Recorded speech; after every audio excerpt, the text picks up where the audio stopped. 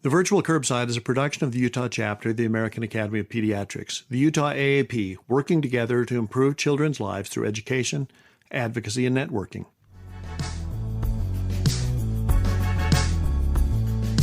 Hi, this is Paul Wirkus from the Utah AAP. Welcome to this week's edition of the Virtual Curbside, where we bring pediatric providers together with subspecialists to get smarter about all things pediatric and better acquainted as a community of caregivers.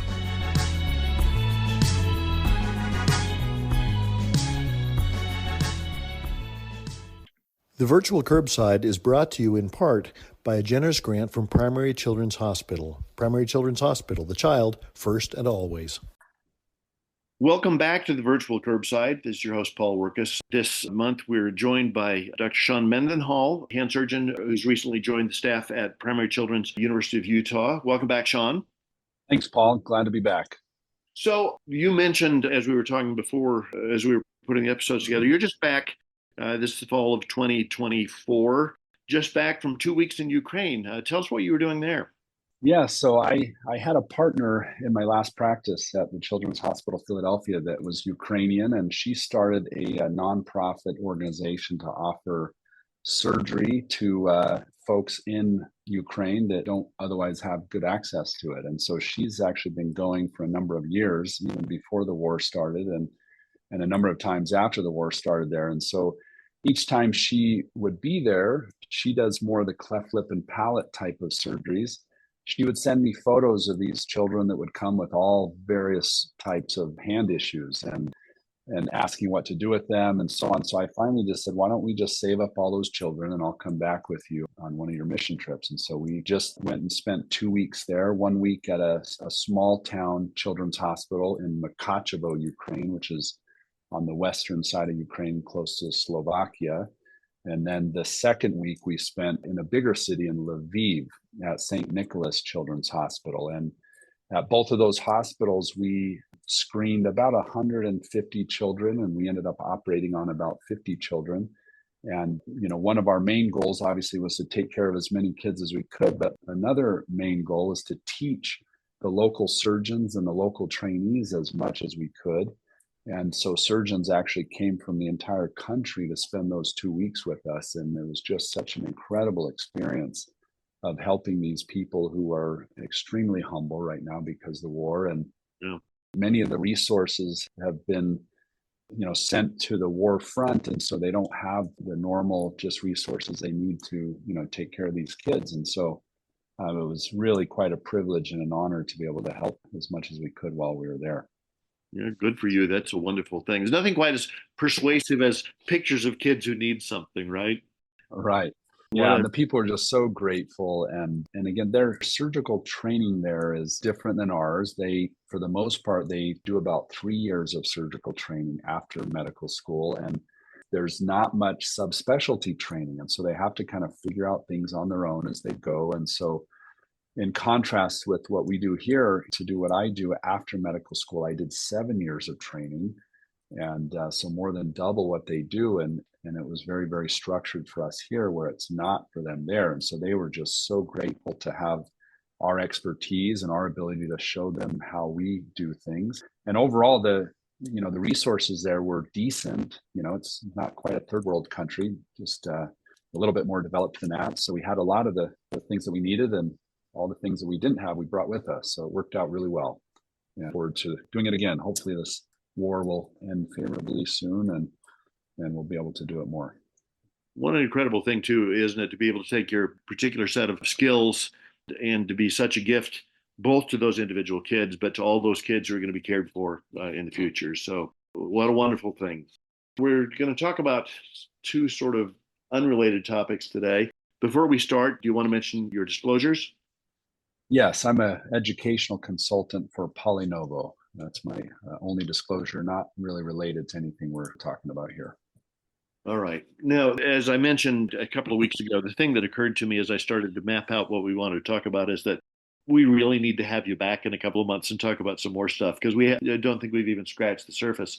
But I want to talk this week about congenital anomalies and also about tumors on the hands. Mostly there aren't, well, we'll come back to that. So let's start with congenital anomalies. So there are quite a few congenital anomalies that can affect the hands.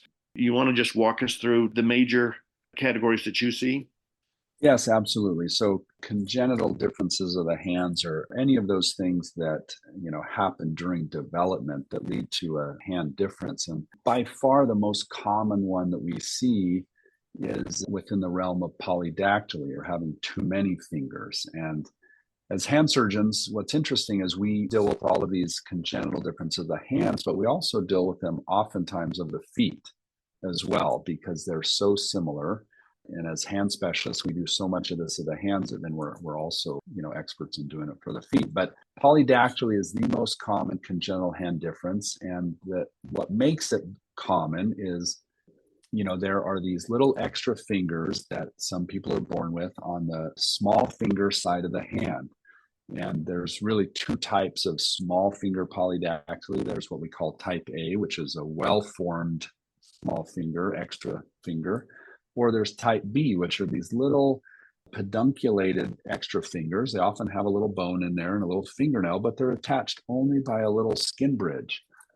And those can be as common as 1 in 200 births in certain populations. Wow. And so those are by far the most common one we see. And what's interesting about those is, they have kind of a long history of those being tied off with a suture in the newborn nurseries. And we've learned with time that, there's actually better ways now to address that. When they're tied off, it does two things. It's a little bit unpleasant for parents because then this little digit shrivels up and looks like a little raisin until it ends up falling off, which is, again, not the most pleasant experience for parents to deal with that. But also it almost always leaves just a little bump there on the ulnar side of the small finger. And there's little nerve endings in that bump. And so as kids grow, they have this little area that they hit on things at times, and it sends a shooting pain. And so typically what we do for these nowadays is sometime within the first couple weeks of life, they're referred to us in the pediatric hand surgery clinic at Primary Children's, is we just numb those up in the office with a little local anesthetic and swaddle up the baby, give them, a bottle to help them be comfortable. And then we actually just excise that little extra digit. And we typically will do a little traction neurectomy, meaning we'll pull that little nerve ending up and cut it so it falls down shorter and is buried. And then we put one little stitch in that and wrap them up for 2 or 3 days. And they do so much better that way. They don't have that little dangling, necrotic finger after tying it off, and they heal well, very, very low complication rate.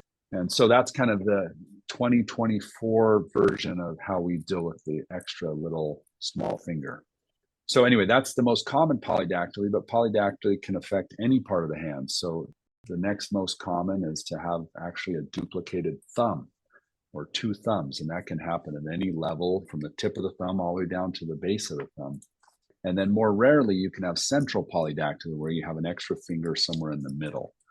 And most of these are treated sometime around a year of age, or depending on, the severity of it, sometime, after that, but certainly before school age, where we go in and just remove that extra digit and try to make it look as normal as possible. Is the treatment primarily cosmetic, or is there a functional reason to remove extra digits?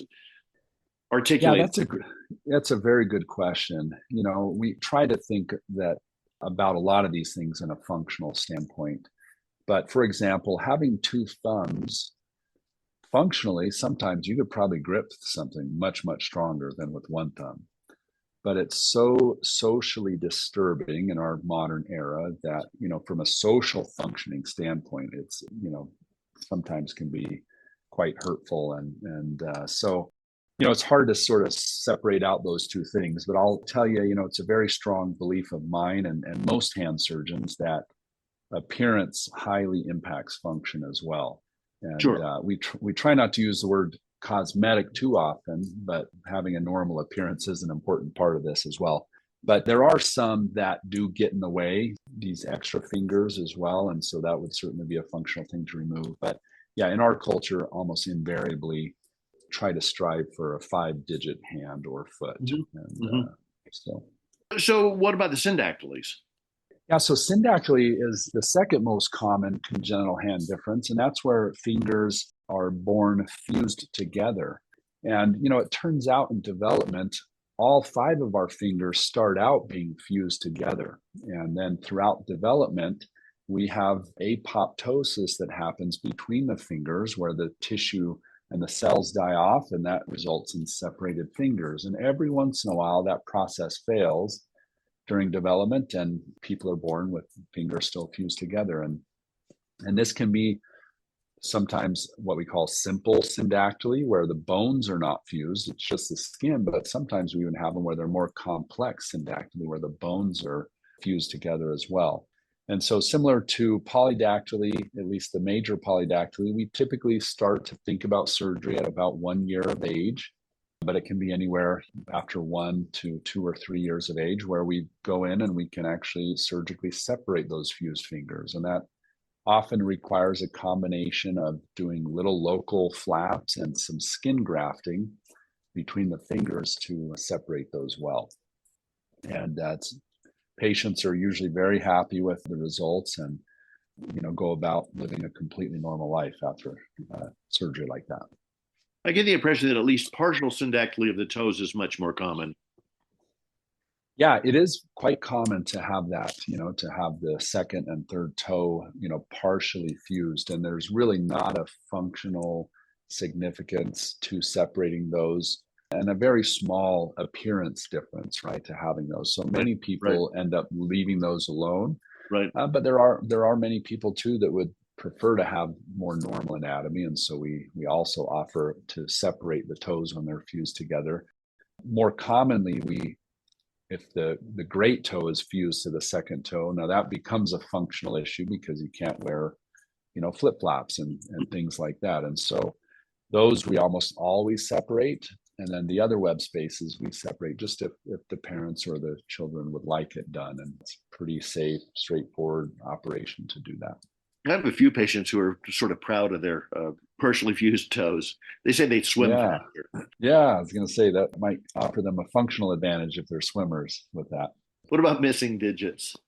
So missing digits is quite a bit more rare than the polydactyly and syndactyly, but sometimes, a patient can be born with what we call oligodactyly, or a few number of fingers, fewer than 5. Probably the most common type of missing digit is really overlaps with the hypoplasia spectrum of the thumb. And so type 5 thumb hypoplasia just means they're born without a thumb completely. And that's a challenge because the thumb is 40% of our hand's function. And so without a thumb, it's really hard to have a decent function of a hand. And so oftentimes what we'll do in that scenario is we'll actually take the index finger and we'll create a thumb out of the index. That's a surgery called pollicization. And so we shorten the finger and we rotate it around 110 degrees to put it in the thumb position. And that is extremely functional. And so that's one of the, sort of essences of pediatric hand surgery, is being able to restore a thumb like that when a patient's born without it. But while we're talking about hypoplasia, the thumb also has, there's 4 other grades of hypoplasia, starting from just a slightly small thumb to, again, complete absence of the thumb, or even just a floating thumb. Most of those types 1, 2, and type 3, we're able to often save the thumb and reconstruct what's there. But severe type 3s or type 4s or 5s, those are the ones that we go to the pollicization again to try to restore a opposable thumb. Do we know the predisposing causes for any of these things? Most of these are sporadic, meaning there's not a genetic cause of them, but there are a number of syndromes also that include polydactyly and syndactyly. The most common one that comes to mind is Apert syndrome, which leads to craniosynostosis often, and then complex or complicated syndactylies of the hands and the feet. And so, there are some genetic causes for these, but many of them, most of them really are just sporadic and just happen during development. Many known What's very interesting. Oh, I'm sorry. Yeah, go ahead. So while we're talking about that, thalidomide was a known teratogen that caused all different types of limb Yeah. differences, from complete absence, of the limbs and so on. And as you know, that's a drug that's not often used anymore because of this. But I was just going to talk about the type B polydactylies again, the little dangling extra small fingers. There is a genetic predisposition for that. And about half of our patients, their parents also have it. So a lot of times, when I'm seeing a new patient with a type B ulnar polydactyly, I'll look at the parents' hands and I can tell right away which ones had it, because in the parents' era, they were almost all tied off. Mm-hmm. So they all have that big bump there on their small finger. But anyway, so some genetic predisposition to some of these things, but many are just happen spontaneously. And I'm guessing some of the deletions that happen with something like amniotic band sequence can be challenging in their own way. Yes, yeah, they can. So amniotic band syndrome is one that we also see quite often in the hand clinic. And this is, this can lead to just tight little bands around the fingers or the limbs, but also it often leads to partial amputation of multiple fingers or toes. And then, some of those also can have some level of fusion of those fingers too. So that's another common congenital difference that we see as amniotic band syndrome. One of the challenges for pediatricians is that, while some of these things may be seen on ultrasound, a lot of them aren't. I think the level of detail with ultrasound may miss things. It can be quite distressing to families. I had a patient with a second thumb. It was quite distressing to the family. And, fortunately, I was able to reassure them, and this child's an adolescent now and has done great. But it's very distressing. Yeah, you're exactly right, especially when it's not picked up on ultrasounds. So, and again, the good thing is, we have such great treatment for so many of these things nowadays that, parents just need a lot of reassuring, your clinics, and certainly referral to see us. And we continue to reassure them as well. And the vast majority of these children go on to live near normal lives, when we do all of our studies that look at patient reported outcome measures, some of them even do better than their peers, because they've this has, been actually a positive influence on them in the sense that it's taught them to be confident and, to overcome this small trial that they've had in their lives. So, many of these things go on to, again, be a positive thing and not a negative. And the take-home message as well is, with all of these things, it's a very reasonable thing to contact you early and get these kids in to see you. Yeah, it really is. I'll tell you, one of my favorite consultations to do is prenatal consultations. So when a limb difference is picked up on ultrasound, we're very happy to meet with these families before the baby's even born and just start to, go over the treatment options with them, and again, give them that reassurance that they're going to need, that things are going to be okay. And so that's a fun consultation for us to do. So we're happy to see them even before they're born or anytime after birth. A lot of times we see these children in the first couple months of life, even though we're not going to operate typically until after a year. But it's nice to meet them, establish that rapport and relationship. And, many of them require multiple operations throughout their childhood. And so it's good to start building that relationship early on. I think it's very empowering to know that there's a plan. Yeah, absolutely. Yeah. Let's talk about something that goes up later in life, and that's trigger thumb. What is trigger thumb? What should I do about it? Yeah, so trigger thumb, this is one of the most common things we see in our pediatric hand surgery clinics.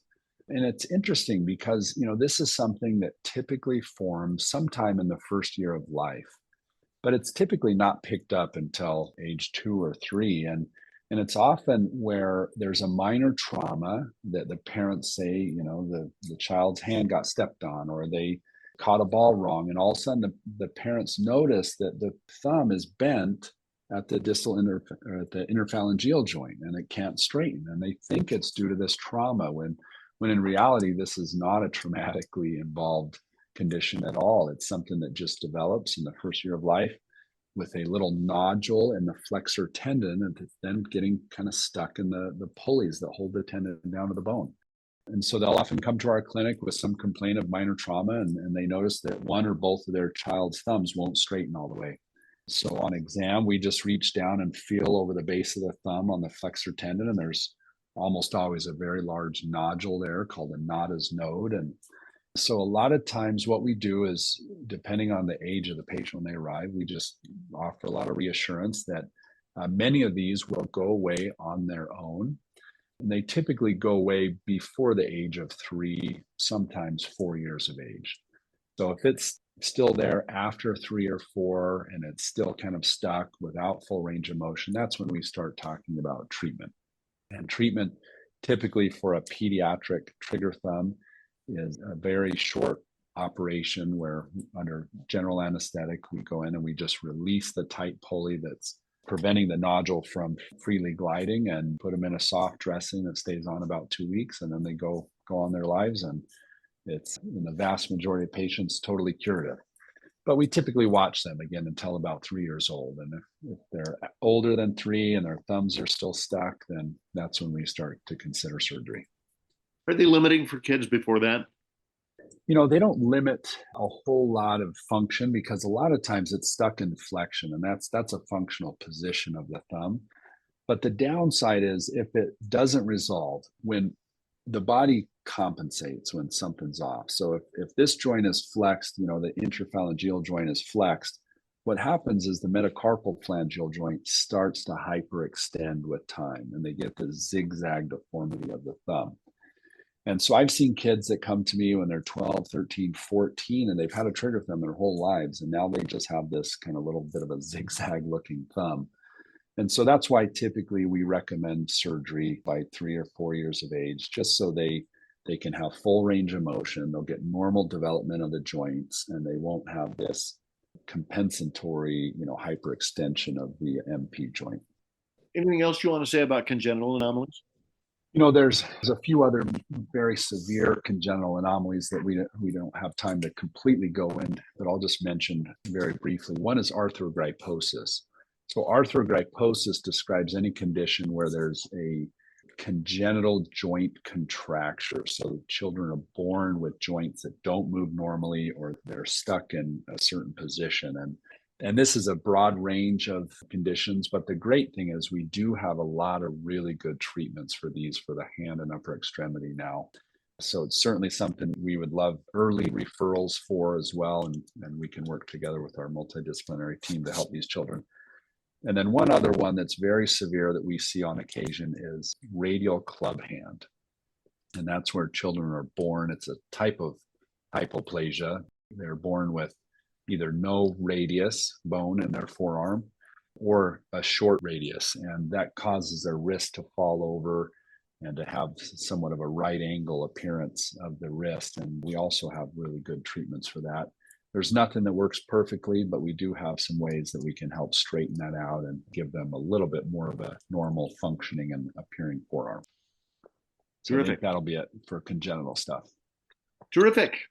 Want to just mention, I guess, in passing, this sort of doesn't fit with any of that, but want to talk a little bit about a brief overview of tumors on the hands. I was interested to learn that hands are 2% of the body surface area, but have 15% of all soft tissue tumors. That was interesting to me. One of the things we deal with a lot are ganglion cysts. What is a ganglion cyst, and what should I do about it? Yeah, ganglion cysts are by far the most common little masses we see on the hands in children. And what they are is they are when there's a little bit of joint fluid that makes its way out of a joint or out of around a tendon sheath, and it just creates this little bump under the skin. And they're often quite mobile. You can push them around, and they're rarely painful. So sometimes, they'll offer a little bit of irritation, but they're almost, they're rarely painful. And the good thing about ganglion cysts is they are not harmful or dangerous in any way. And so, again, a lot of reassurance to parents about these. And the good thing about them is many of them go away on their own and don't require any treatment. Even more so for younger kids. So if a child less than 10 years old gets a ganglion cyst, the chances of it going away are higher. And some of these, even up as high as 80%, will go away on their own without any treatment.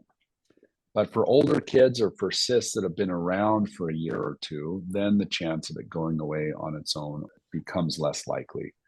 And so we typically will just have parents watch these, and they typically get bigger and smaller a little bit off and on with time. And again, many just completely go away. And if they don't go away and they're causing some discomfort, whatever that might be, then those are the ones that we would offer surgery to.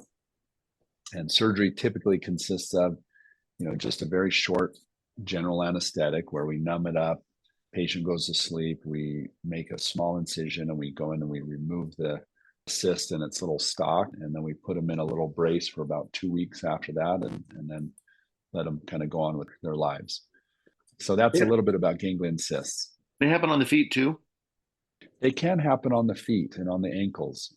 I think it's more rare than on the hands and the wrists, and foot specialists probably know better than I do, but I have been asked to remove some from the foot and ankle as well in the past. It seems like they do get in the way more there when I see them, but putting a shoe on can be a challenge. People in the past have talked about draining them. That seems like that's not helpful. Yeah, it depends on where it is. So, for example, ganglion cysts most commonly occur around the wrist, and it can be on the dorsal radial side of the wrist, or it can be on the volar radial side of the wrist most commonly. And aspiration of these does have a high recurrence rate, somewhere on the order of 50 to 70% or so will come back after draining. But sometimes it's worth trying if it's in a place that's amenable to draining. For example, in the back of the wrist, there's no major, arteries or structures to worry about poking. And so oftentimes on an older kid, I'll offer them an aspiration in the office as the first treatment. What we do there is we just put a little bit of a numbing medicine in the skin, and then we put a larger needle through the numb area, and we suck out this gelatinous material that's inside the cyst, and then we put a little compression bandage on for a week.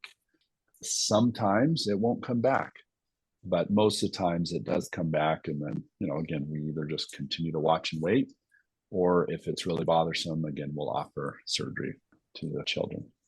I've seen them referred to as Bible bumps before. I don't think that comes from reading the Bible. People used to try to flatten them. Is that right? Yeah. So the traditional treatment was just on the back of the wrist, at least, to just smack that with a big heavy Bible, and it would rupture the cyst and help it go away sometimes. And neither one of us is recommending that. No, I don't recommend that. And it seems like, given that there is some not unreasonable likelihood that these self-resolve, that a lot of the things that people have done to them may also be that it was going to get better anyway. Yeah, that's very true.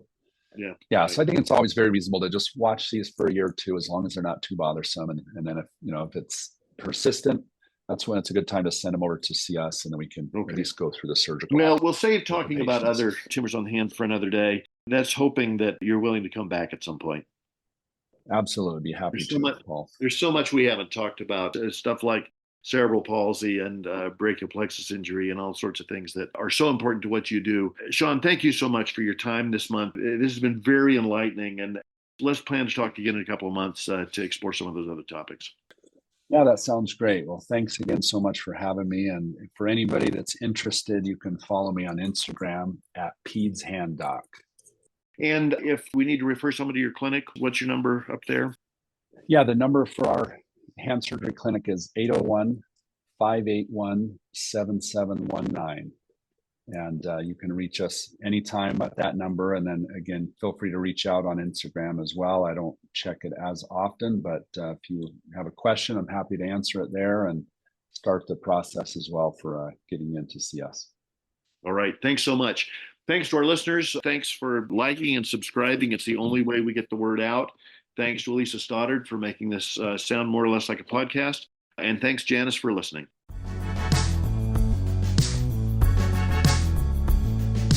Thanks for joining us.